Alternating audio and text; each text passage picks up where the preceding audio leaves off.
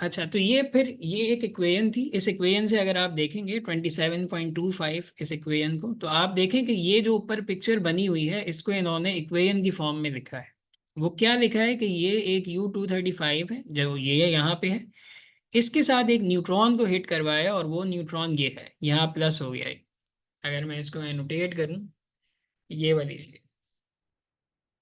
U-235 के ऊपर इन्होंने न्यूट्रॉन को हिट करवाया है, तो ये U-236 में तब्दील हो गया है और ये एक्साइटेड स्टेट में, एक्साइटेड स्टेट से फिर ये ग्राउंड स्टेट में आया है। तो ये छोटे छोटे फिशन फ्रेगमेंट्स में टूटा है, इतने छोटे भी नहीं है जाहिर। एक का मास नंबर 141 है, एक का मास नंबर जो है वो 92 है। ये बेरियम है, ये क्रिप्टॉन है, और साथ साथ इनके जो है वो 3 न्यूट्रॉन्स निकले।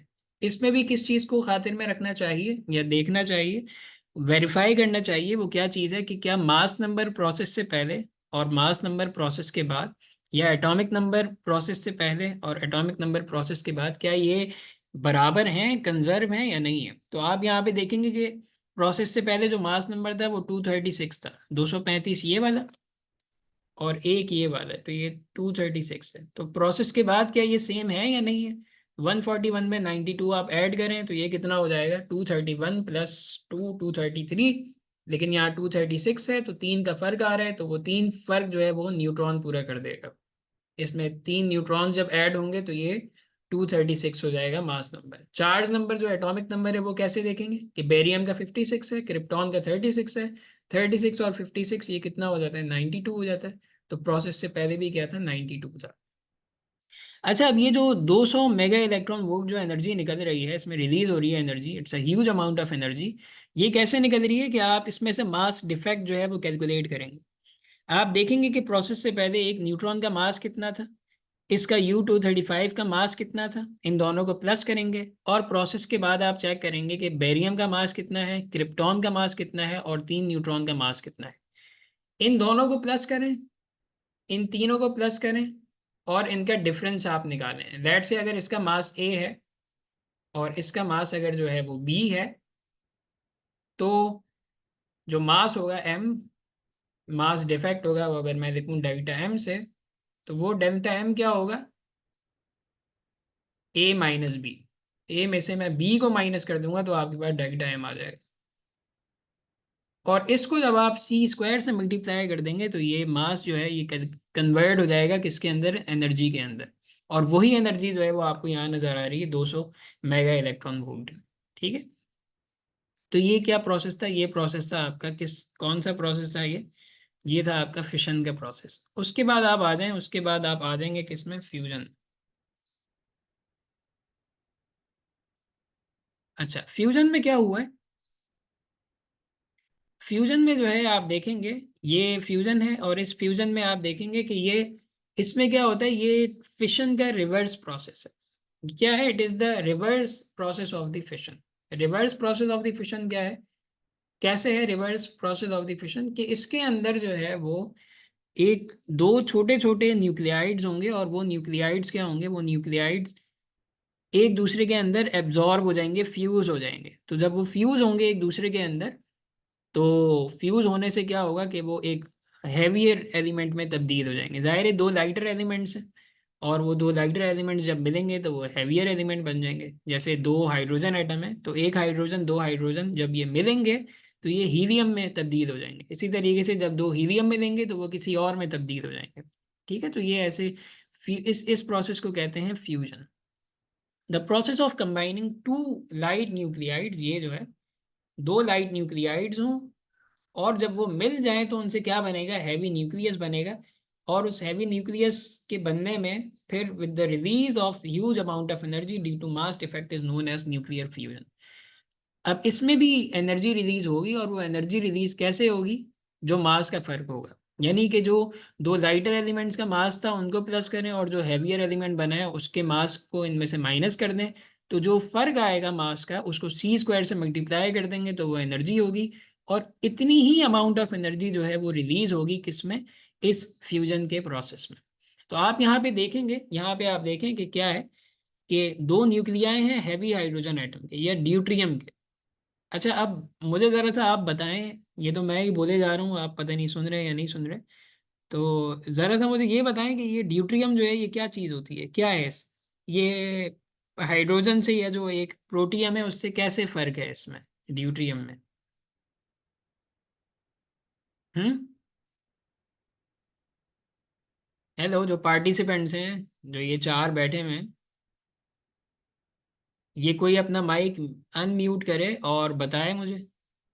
उजैर है और ये दूसरा कौन है? टेक्नोपॉप 5LT।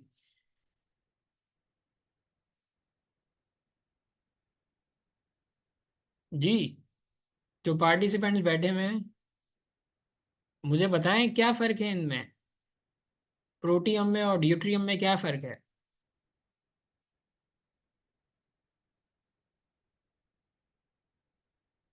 हेलो।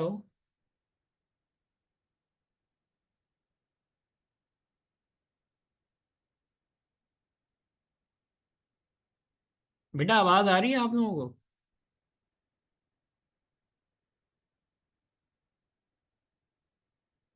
हम्म। आवाज़ आ रही है आप लोगों को? क्या फ़र्क है इसमें, ड्यूट्रियम में और प्रोटियम में क्या फ़र्क है?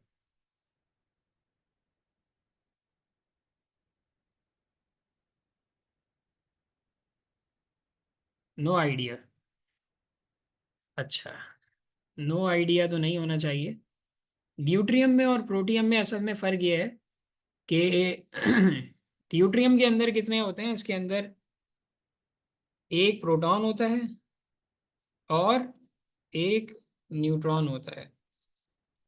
ठीक है, ये क्या है, ये है ड्यूट्रियम। जबकि टेक्स्ट में मैं क्यों कर रहा हूँ, मैं यहाँ मुझे बताना चाहिए। जबकि क्या है, जबकि जबकि अगर आप देखेंगे कि ये अगर न्यूक्लियस है, इस न्यूक्लियस के अंदर एक प्रोटॉन हो, एक न्यूट्रॉन हो, तो ये कहलाता है ड्यूट्रियम। और अगर इस न्यूक्लियस के अंदर सिर्फ एक प्रोटॉन हो तो ये कहलाता है प्रोटियम। और अगर इस न्यूक्लियस के अंदर जो है वो एक प्रोटॉन हो और दो न्यूट्रॉन्स हो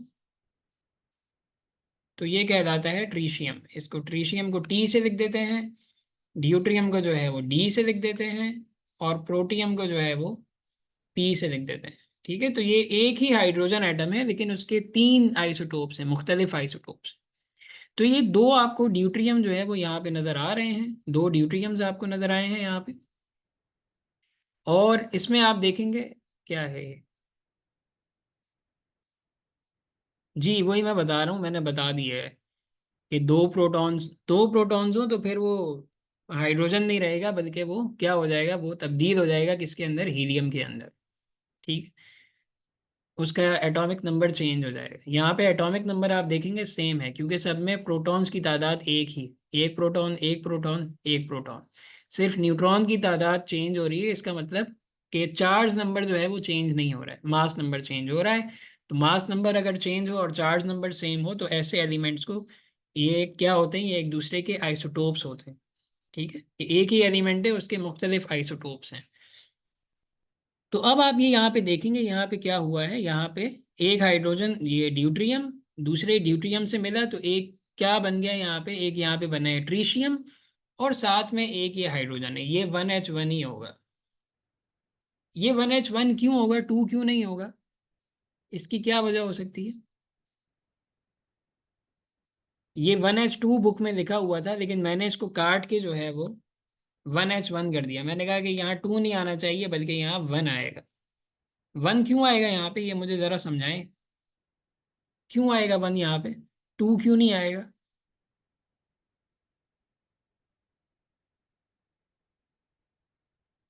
जी बेटा, टू क्यों नहीं आएगा, वन क्यों आएगा? इसकी वजह ये है, इसकी वजह ये है कि आप यहाँ पे देखेंगे कि यहाँ जो मास नंबर है और चार्ज नंबर है वो कंजर्व रहना चाहिए। तो मास नंबर क्या है, 2 + 2, वो क्या है, 4। 2 + 2 4।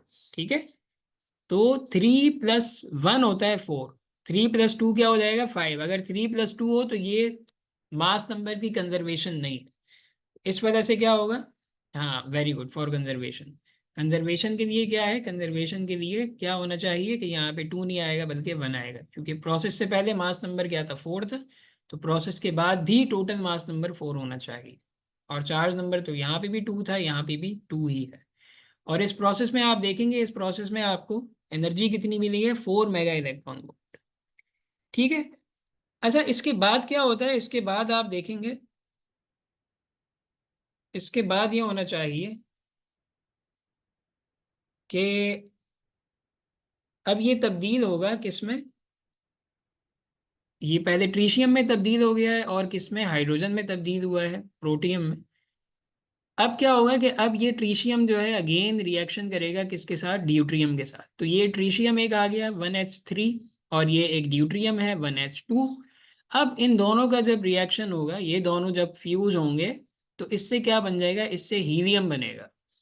Helium, helium 4, He4। ठीक है। He4 का क्या मतलब है कि इसका जो एटॉमिक नंबर है वो 1 + 1 2 हो जाएगा, और इसका जो मास नंबर है वो 3 + 1 4, और एक जो बच गया है वो उसका न्यूट्रॉन निकल जाएगा। ठीक है, उस प्रोसेस में क्या है, न्यूट्रॉन।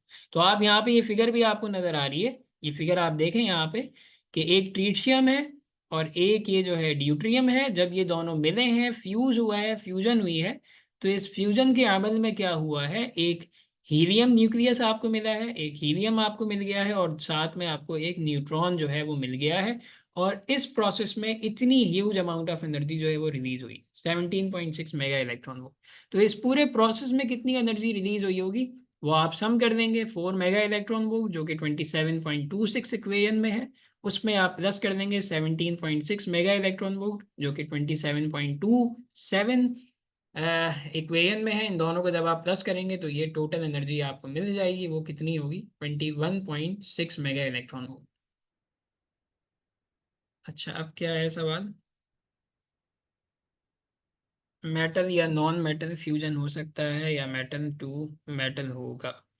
मेटल या नॉन मेटल जो है वो फ्यूजन हो सकता है या मेटल टू मेटल फ्यूजन होगा। बेटा ये मेटल टू मेटल फ्यूजन या नॉन मेटल्स जो है, ये बात नहीं है। असल में फ्यूजन के लिए जो है वो एक ह्यूज अमाउंट ऑफ टेम्परेचर जो है वो रिक्वायर होता है, क्योंकि आप जानते ही हैं कि फ्यूजन के अमल में क्या होता है, फ्यूजन के अमल में आप न्यूक्लियस को फ्यूज करवा रहे हो।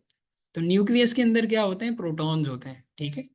जब न्यूक्लियस के अंदर जब प्रोटॉन्स होते हैं, तो वो प्रोटॉन्स क्या करते हैं, वो प्रोटॉन्स जो हैं वो रिपल्शन होती हैं उनके दरमियान, जो आप कूलम्बिक रिपल्शन के जरिए से आप देख सकते हैं।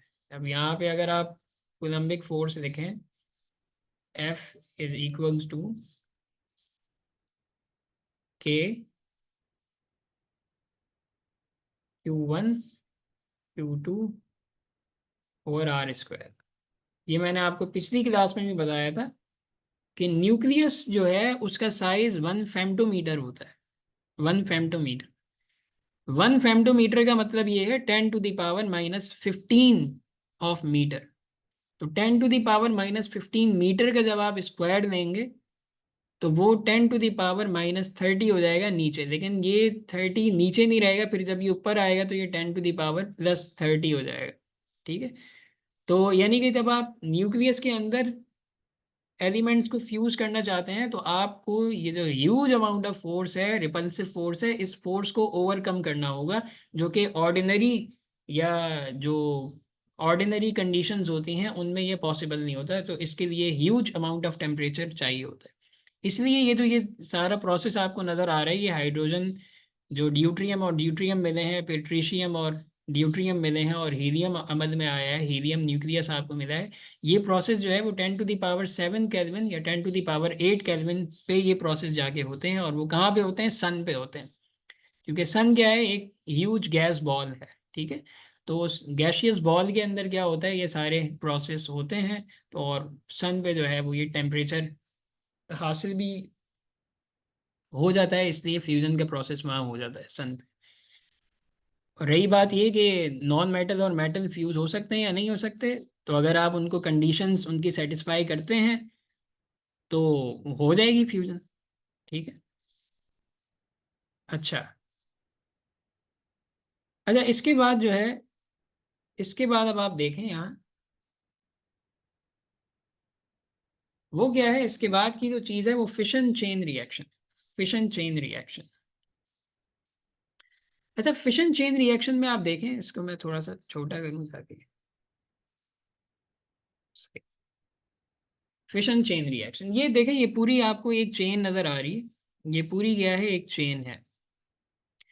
अच्छा, फिशन चेन रिएक्शन का क्या मतलब होगा, मतलब ये एक कोई ऐसा एक रिएक्शन होगा कि जिसमें क्या होना चाहिए, कि जिसमें एक बार आप प्रोसेस को स्टार्ट कर दें तो फिर जो है वो चीज़ें खुद ब खुद जो है वो होती रहे। तो ये कहलाता है चेन रिएक्शन, एक कंट्रोल। ये क्या है, ये अनकंट्रोल एक चेन रिएक्शन है। कंट्रोल नहीं है, अनकंट्रोल है। अगर ये खुद ब खुद हुए जा रहा है प्रोसेस, तो इसमें आप देखेंगे इसमें असल में है क्या, कि ये न्यूट्रॉन ने जब रिएक्शन किया है किसके साथ, रिएक्शन, रिएक्शन तो मैं नहीं कहूँगा, जब आपने न्यूट्रॉन को हिट करवाया है किसके ऊपर, U-235 के ऊपर, तो ये दो फिशन फ्रेगमेंट्स में टूट जाता है, एक क्रिप्टॉन है, एक बेरियम है, और साथ में तीन न्यूट्रॉन्स जो है वो निकलते हैं।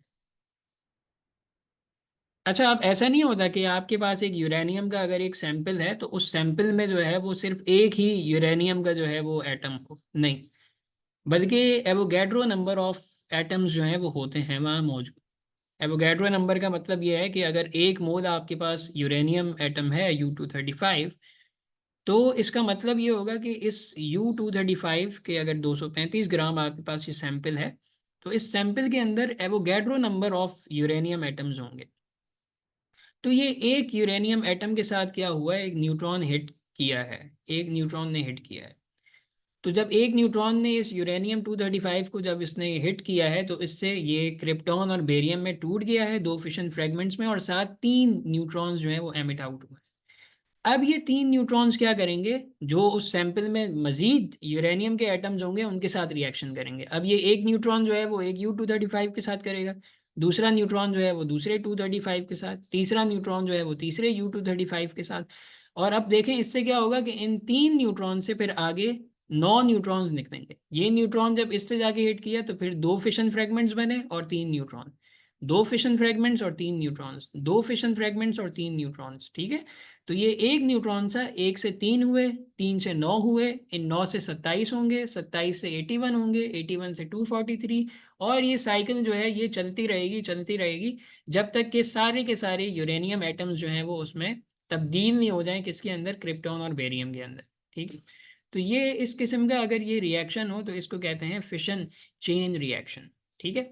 अच्छा, इसमें देखें, इसमें ये जो ये एक फैक्टर है, ये आपको नजर आ रहा होगा यहाँ पे, के फैक्टर, ये क्या कहलाता है, ये न्यूट्रॉन मल्टीप्लिकेशन फैक्टर है या रिप्रोडक्शन फैक्टर है। ये फैक्टर क्या आपको बताता है, ये फैक्टर आपको ये बताता है, के फैक्टर क्या बताता है आपको, के फैक्टर आपको ये बताएगा कि rate of production of neutrons, और उसका डिवीजन आप इससे कर रहे हैं rate of loss of neutrons से। देखें, ये के फैक्टर जो है ये हमेशा ग्रेटर देन 1 होना चाहिए चेन रिएक्शन के लिए। अगर ये ग्रेटर देन 1 ना हो, अगर ये 1 से कम हो, 1 से कम का मतलब क्या हो जाएगा, 1 से कम का मतलब ये है कि इतने न्यूट्रॉन प्रोड्यूस नहीं हो रहे जितने न्यूट्रॉन लॉस हो रहे हैं, ठीक है। यानी कि रेट ऑफ लॉस जो है वो बढ़ जाए और रेट ऑफ प्रोडक्शन जो है न्यूट्रॉन्स की वो कम हो जाए, ठीक है। तो अगर ये के फैक्टर, ऐसा के फैक्टर हो कि जिसमें प्रोडक्शन जो है वो कम हो रही है और लॉस जो है वो ज़्यादा हो रहा है न्यूट्रॉन्स का, तो वो फिर चेन रिएक्शन नहीं रहेगा। उसको आप ऐसे समझें या ऐसे उसको फिजिकली आप देख सकते हैं कि अगर लेट से तीन न्यूट्रॉन हो, और तीन न्यूट्रॉन से जो है फिर क्या हो, एक न्यूट्रॉन जो है वो बने, यानी तीन न्यूट्रॉन जो है वो जाके रिएक्ट करें U-235 के साथ और उससे एक न्यूट्रॉन बने, तो फिर जाहिर है ये प्रोसेस आगे चल ही नहीं सकता, क्योंकि अगले के लिए फिर आपको क्या चाहिए होंगे, तीन न्यूट्रॉन, और वो तीन न्यूट्रॉन आपके पास है नहीं।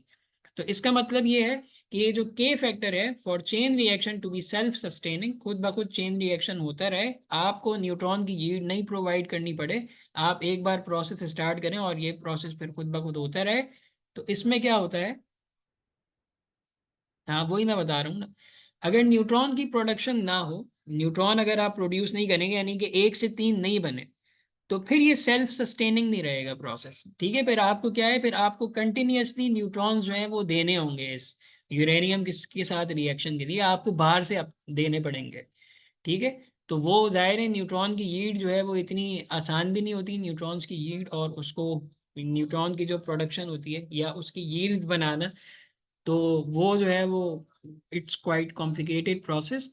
तो ऐसा प्रोसेस होना चाहिए कि जिसमें ये चीज़ें खुद ब खुद जो हैं वो हो जाएं।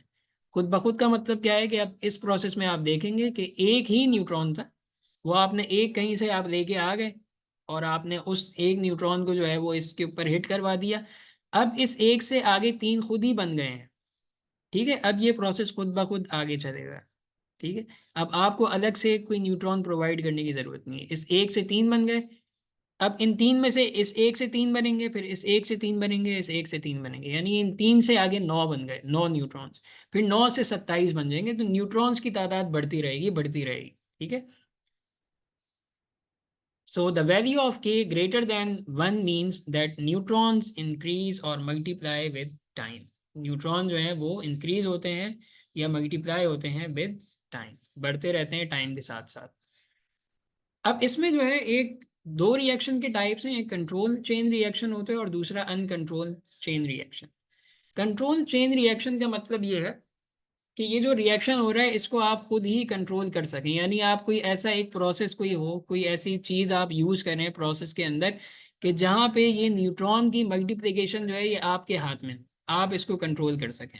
ठीक है, तो अगर आप इसको कंट्रोल कर सकेंगे, इन्फिनिट होंगे, इंक्रीज होते रहेंगे, इन्फिनिट होंगे, इंक्रीज होते रहेंगे। देखें ये प्रोसेस तब तक चलेगा कि जब तक जो है वो क्या हो, जब तक यूरेनियम की यील्ड बाकी, यानी यूरेनियम के एटम्स बाकी। ठीक है, अगर यूरेनियम के एटम्स बाकी होंगे तो फिर ये मल्टीप्लिकेशन होती रहेगी। सही है, जब यूरेनियम के एटम्स खत्म हो जाएंगे तो फिर ये मल्टीप्लिकेशन क्या हो जाएगी, ये रुक जाएगी, क्योंकि यूरेनियम जो है वो क्या करता है, यूरेनियम 235 जो है वो इस इन न्यूट्रॉन्स को एब्जॉर्ब नहीं करता है। ठीक है, बल्कि इससे वो न्यूट्रॉन्स जो हैं वो मल्टीप्लाई होते रहते हैं। इसके बरक्स अगर U238 हो, यानी यूरेनियम का आइसोटोप हो, 235 नहीं हो, 238 हो, तो वो क्या कर देता है, वो यूरेनियम वो न्यूट्रॉन्स को जो है वो एब्जॉर्ब कर देता है।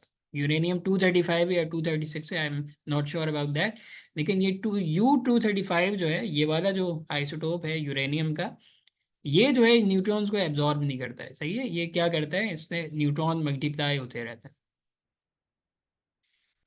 अच्छा, अब देखें इसमें मेरे ख्याल से टाइम भी हमारा थोड़ा सा रह गया, लेकिन ये दो चीज़ें जो हैं ये कर लेते हैं बस, फिर उसके बाद न्यूक्लियर रिएक्टर जो है वो कल वाली क्लास में करेंगे।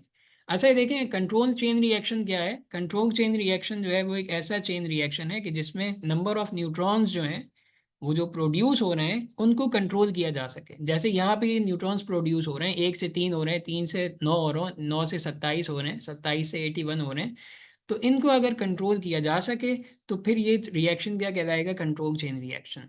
ठीक है, तो इस ये वाले जो कंट्रोल चेन रिएक्शन होते हैं ये असल में कहाँ पे इस्तेमाल किए जाते हैं, जब आपको इन न्यूक्लियर ये जो फिशंस, ये फ्यूजन से जो आप जो एनर्जी हासिल कर रहे हैं, ये आप कोई सस्टेनेबल एनर्जी सोर्स आप बनाना चाहते हैं, यानी आप इसको रिप्रोडक्शन ऑफ द एनर्जी या पावर हाउस को जनरेट करने के लिए या इलेक्ट्रिसिटी बनाने के लिए अगर आप इसको इस्तेमाल करना चाहते हैं तो वहाँ पे कंट्रोल चेन रिएक्शन होता है। और दूसरा जो अनकंट्रोल चेन रिएक्शन होता है वो कौन सा होता है कि आप कोई बॉम्ब शॉम्ब बना दें और वो फ्यूजन आपने बॉम्ब बना दिया, हाइड्रोजन बॉम्ब आपने बना दी और वो कहीं आपने फाड़ दिया है। ठीक है, जैसे अभी चाइना है, चाइना के पास ये हाइड्रोजन बॉम्ब जो है वो मौजूद है, तो वो जो रिएक्शन होगा अगर वो बॉम्ब के ज़रिए से ये करना चाहता है फ्यूजन रिएक्शन, तो वो अनकंट्रोल्ड चेन रिएक्शन होगा। उसमें फिर वो इसको कंट्रोल नहीं कर पाते कि इस न्यूट्रॉन की प्रोडक्शन को वो कंट्रोल कर सकें। तो जब न्यूट्रॉन की प्रोडक्शन जो है वो कंट्रोल नहीं होती है तो फिर ये न्यूट्रॉन रिएक्शन करते रहते हैं यूरेनियम के साथ, और क्या होता है, एनर्जी रिलीज होती रहती है, होती रहती है, और इतनी ह्यूज अमाउंट ऑफ एनर्जी जो है रिलीज होती है इन नो टाइम। और बहुत ही कम टाइम में क्या होता है, आपके सारे के सारे यूरेनियम एटम जो हैं वो इस्तेमाल हो जाते हैं, और आप देख लें कि एक से कितनी एनर्जी निकल रही है, एक से जो है वो ह्यूज अमाउंट ऑफ एनर्जी जो है वो निकल रही है इस फिशन से, इस फिशन रिएक्शन से। ठीक है, तो अगर एक से जो है वो 200 मेगा इलेक्ट्रॉन वोल्ट एनर्जी निकल रही है, तो आप सपोज कर दें कि अगर एवोगैड्रो नंबर ऑफ एटम्स ये रिएक्शन कर लें, तो ये 200 को आप मल्टीप्लाई कर देंगे किससे, 10⁻23 से। इतनी ह्यूज अमाउंट ऑफ एनर्जी जो है वो निकलेगी उसमें, इस प्रोसेस में। ठीक है, तो वो रिएक्शन क्या होता है, uncontrolled chain reaction. So uncontrolled chain reaction is a chain reaction in which the number of neutrons produced can not be control, यानी कि जो न्यूट्रॉन जो प्रोड्यूस हो रहे हैं इनको आप कंट्रोल नहीं कर सकते। ठीक है, खुद ब खुद हुए जा रहे हैं, हुए जा रहे हैं, हुए जा रहे हैं, आपके पास कोई ऐसा मैकेनिज्म नहीं है कि आप न्यूट्रॉन की प्रोडक्शन को कंट्रोल कर दें। तो इससे क्या होता है, इसमें sudden and rapid release of energy होती है which can be destructive, for example atomic bomb. तो ये जो एटॉमिक बॉम्ब है, ये क्या है, एटॉमिक बॉम्ब जो है ये असल में ये fission chain, uncontrolled fission chain reaction से ये एटॉमिक बॉम्ब जो है वो जो हाइड्रोजन बॉम्ब है वो फिशन चेन रिएक्शन नहीं, वो फ्यूजन है, वो फ्यूजन के जरिए से होता है वो हाइड्रोजन बॉम्ब। तो एटॉमिक बॉम्ब जो है, जो जिसमें यूरेनियम इस्तेमाल होता है, वो जो है वो अनकंट्रोल्ड चेन रिएक्शन है। जैसे आप मेरे ख्याल से शायद जानते होंगे, ये जो हिरोशिमा और नागासाकी पे जो बम गिराए थे अमेरिका ने, तो उसमें ये वाला रिएक्शन था, अनकंट्रोल्ड चेन रिएक्शन। ठीक है, so that's all for today. तो अब जो है वो हम अपनी क्लास ख़त्म करते हैं और इस मीटिंग को भी एंड करते हैं। तो आपका अगर किसी से रब्ता हो अपनी क्लास में तो आप उनको बता दिएगा। जी जी, पूछें, क्वेश्चन क्या है।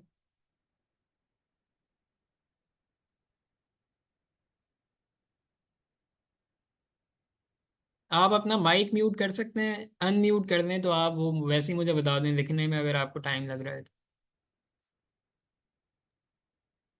सर अनकंट्रोल्ड चेन रिएक्शन में सर, अगर कंट्रोल नहीं कर सकते तो एटॉमिक बॉम्ब है वो कितना एरिया कवर कर सकता है? अगर कंट्रोल नहीं कर सकते, यस सर, अनकंट्रोल्ड है ना। अगर कंट्रोल होता तो कर लेते। एनर्जी बढ़ती रहती है अनकंट्रोल में।